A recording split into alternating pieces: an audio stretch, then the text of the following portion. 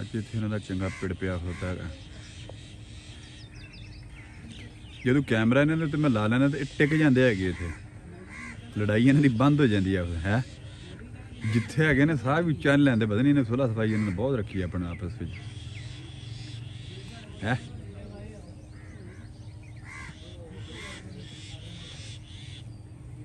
ਇੱਕ ਇੱਕ ਆਪਣਾ ਰੱਖ ਲਓ ਚੂਜ਼ਾ, ਵੇਖਦੇ ਹੁਣ ਜੁੱਤ ਦਾ ਕਿਹੜਾ ਇਹ ਚੋਂ।